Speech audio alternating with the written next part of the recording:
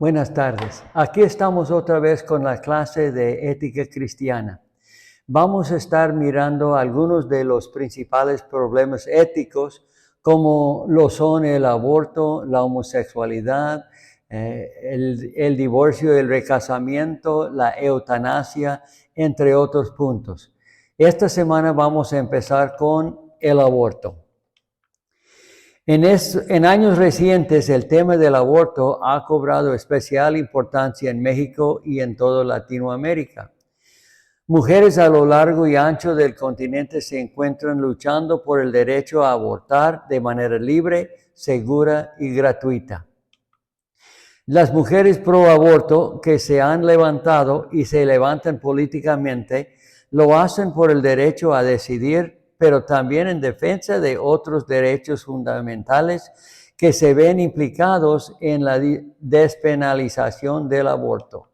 Entre ellos la autonomía para decidir cómo y cuándo ser madre y construir un plan de vida de acuerdo a tus criterios.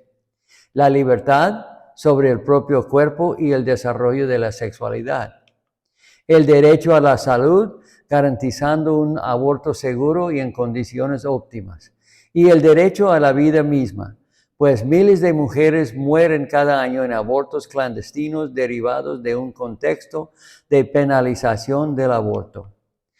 Vemos que en países donde el aborto es ilegal, las mujeres que mueren en abortos clandestinos e insalubres son las mujeres en situación de pobreza.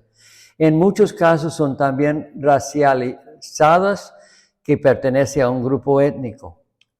Son las mujeres de mayor solvencia económica que pueden costear clínicas privadas para realizarse abortos seguros o bien viajar a algún otro lugar donde sí esté despenalizado para realizarse un aborto. Los países más pobres son los que arrojan cifras de mayor mortalidad en abortos, mientras que los países con mayor solvencia económica coinciden en ser los primeros en haberlo despenalizado. Además, la clandestinidad impide contar con cifras exactas de las mujeres fallecidas, situación que no ocurre en los países donde el aborto es legal. Hablar del aborto implica hablar de los derechos de las mujeres, de salud pública, de justicia y de equidad. Por ello mismo, también implica hablar de ética y de moral. Aunque algunos creen solo concebirse a la moral en un sentido religioso, coincido con el filósofo Gustavo Ortiz Millán respecto a que éste puede entenderse y, más importante, construirse en un sentido laico. En su libro La moralidad del aborto defiende que no hay motivos éticos para afirmar que el valor de la vida humana inicia en el momento de la concepción. Si bien el código genético existe en el cigoto, este existe también en las células muertas de nuestra piel, que suelen caerse al rascarnos, y no existen motivos para considerar que se están poniendo en juego vidas humanas. La ética y la ciencia coinciden en que se considere persona al sujeto humano que sea, además, racional. Por lo tanto, el aborto puede ser realizado de una manera legal, segura y gratuita hasta llegadas las 12 semanas de gestación, pues es a partir de entonces, y no antes, que el feto desarrolla funciones cognitivas y sensibles. Desde una postura filosófica, podemos considerar a la interrupción legal del embarazo como una vía ética que deriva en un derecho político. Esto es, una decisión democrática que tenga como resultado una moral laica y justa entre ambos géneros. Desde una postura feminista, podemos también defender el aborto hasta la semana 12, ya que es cuando supone riesgos menores para la vida de la madre. De hecho, en casos de mujeres jóvenes, como sucede en la mayoría de los casos en México, un parto es más riesgoso que un aborto. Frente al argumento antiaborto de que al permitirse este será utilizado como deporte, podemos ver que en los países que optaron por la despenalización no aumentar la cifra de interrupciones legales del embarazo. Además, se produjeron resultados favorables, mejores condiciones de planeación familiar, de salud sexual y reproductiva. Los partos forzados suponen un riesgo de salud para la madre y condicionan sus planes de vida, pero también implican para el niño o niña no deseados, en muchos casos, un ambiente de hostilidad y de necesidad afectiva y económica. Si bien el aborto es un suceso traumático que deja secuelas físicas y emocionales en una mujer, lo cual niega de entrada el argumento de que las mujeres aborten por gusto, lo es más aún tener un hijo no deseado, que implica una responsabilidad para la cual muchas mujeres no están dispuestas o preparadas. La adopción no es una opción realista, ya que es desproporcional el alto número de abortos frente al bajísimo número de adopciones, mismos que también permean criterios racistas y de edad en la elección de los niños. La Iglesia Católica condena moralmente a las mujeres por abortar, pero también a las mujeres que dan en adopción a sus hijos, juzgándolas de malas madres.